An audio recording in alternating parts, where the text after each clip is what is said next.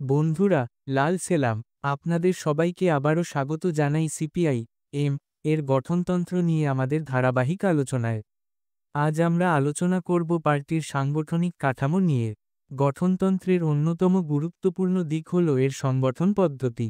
এই কাঠামো আমাদের আন্দোলনকে সুসংগঠিত রাখে এবং নীতিগুলো বাস্তবায়নে শক্তি দেয়।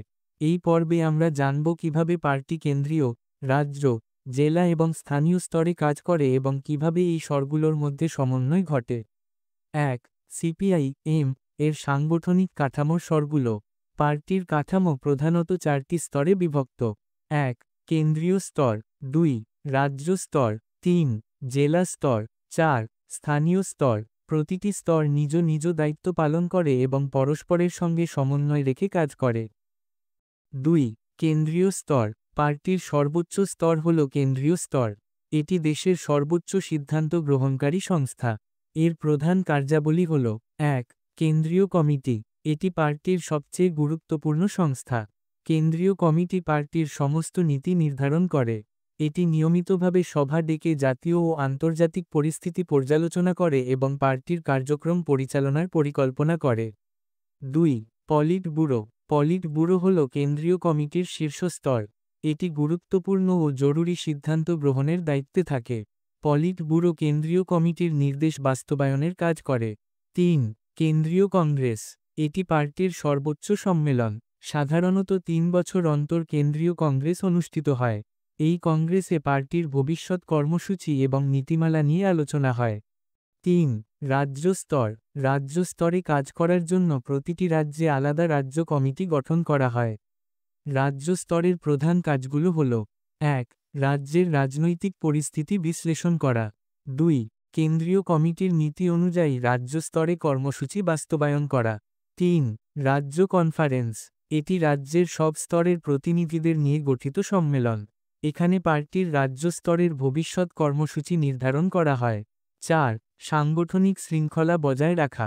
রাজ্যের কমিটি সব জেলা কমিটির সঙ্গে সমন্বয় রেখে কাজ করে। পার্টির আদর্শ ও নীতিমালা বাস্তবায়নে রাজ্য কমিটির ভূমিকা অত্যন্ত গুরুত্বপূর্ণ। ৪. জেলা স্তর। জেলা স্তর হল রাজ্য এবং স্থানীয় স্তরের মধ্যে সংযোগ স্থাপনকারী একটি গুরুত্বপূর্ণ ধাপ। জেলা কমিটির ভূমিকা: ১. রাজ্যের নির্দেশ অনুসারে জেলার রাজনৈতিক এবং সাংগঠনিক কাজ পরিচালনা করা। ২.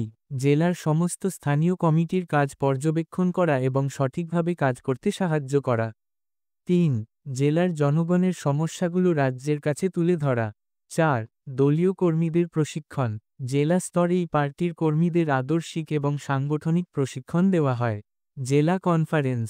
এটি প্রতি ৩ বছর অন্তর অনুষ্ঠিত হয়। জেলা স্তরের ভবিষ্যৎ পরিকল্পনা এবং দায়িত্ব নির্ধারণের জন্য এটি গুরুত্বপূর্ণ। ৫. স্থানীয় স্তর। এটি পার্টির সবচেয়ে নিচু স্তর হলেও অত্যন্ত গুরুত্বপূর্ণ। কারণ এখানেই সরাসরি জনসাধারণের সঙ্গে সংযোগ স্থাপন হয়। স্থানীয় কমিটি। ১. প্রতিটি গ্রাম, শহর বা মহল্লায় স্থানীয় কমিটি গঠন করা হয়। ২. সদস্যরা সরাসরি জনগণের সঙ্গে মিশে তাদের সমস্যার সমাধান খুঁজে বের করেন। ৩. স্থানীয় স্তরেই পার্টির আন্দোলনের ভিত্তি গড়ে ওঠে। মূল কার্যাবলী: শ্রমিক, কৃষক এবং মেহননী মানুষের সঙ্গে সরাসরি কাজ করা। রাজ্য ও জেলার নির্দেশ অনুযায়ী স্থানীয় স্তরে কর্মসূচি বাস্তবায়ন করা।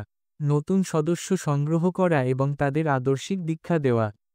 ৬. স্তরগুলোর মধ্যে সমন্বয়। গঠনতন্ত্রে স্পষ্ট বলা হয়েছে, প্রত্যেক স্তর একে অপরের সঙ্গে সমন্বয় রেখে কাজ করবে। ১. কেন্দ্রীয় স্তরের সিদ্ধান্ত রাজ্য, জেলা এবং স্থানীয় স্তরে বাস্তবায়িত হবে। ২. স্থানীয় স্তরের প্রতিবেদন জেলা কমিটিতে যাবে, জেলা থেকে রাজ্যে এবং রাজ্য থেকে কেন্দ্রে। ৩. প্রতিটি স্তরের সিদ্ধান্ত পার্টির সাধারণ কর্মীদের মাধ্যমে নিচু স্তর পর্যন্ত পৌঁছে দিতে হবে। এভাবে সিপিআই এম এর সাংগঠনিক কাঠামো শক্তিশালী এবং কার্যকরভাবে কাজ করতে পারে। ৭. সাংগঠনিক কাঠামোর বৈশিষ্ট্য। ১. গণতান্ত্রিক কেন্দ্রীয়তাবাদ। পার্টির গঠন এবং কাজের ভিত্তি হল গণতান্ত্রিক কেন্দ্রীয়তাবাদ। এতে প্রত্যেক সদস্যের মতামত গুরুত্ব পায়, কিন্তু চূড়ান্ত সিদ্ধান্ত কেন্দ্রীয় স্তরে নেওয়া হয়। ২. শৃঙ্খলা। প্রত্যেক স্তরে শৃঙ্খলা বজায় রাখতে হবে। ৩. জনগণের সঙ্গে সংযোগ। স্থানীয় স্তরে পার্টির কাজগুলো জনগণের সঙ্গে সরাসরি সংযোগ স্থাপনে সহায়ক। বন্ধুরা, আজকের এই দীর্ঘ পর্বে আমরা সিপিআই এম এর সাংগঠনিক কাঠামো নিয়ে বিশদ আলোচনা করেছি। আমরা জানলাম কিভাবে কেন্দ্র থেকে স্থানীয় স্তর পর্যন্ত পার্টি সংগঠিত থাকে এবং কিভাবে প্রতিটি স্তর একে অপরের সঙ্গে সংযোগ রেখে কাজ করে। পরবর্তী পর্বের ঘোষণা। পরবর্তী পর্বে আমরা আলোচনা করব গণতান্ত্রিক কেন্দ্রীয়তাবাদ এবং শৃঙ্খলার গুরুত্ব নিয়ে। এটি গঠনতন্ত্রের একটি গুরুত্বপূর্ণ অংশ, যা পার্টিকে আদর্শিকভাবে শক্তিশালী এবং সংগঠিত রাখে। শেষে আহ্বান, আপনাদের প্রতি অনুরোধ, আমাদের এই ধারাবাহিক আলোচনা শুনুন এবং শেয়ার করুন। আপনার মতামত আমাদের এগিয়ে নিয়ে যেতে সাহায্য করবে।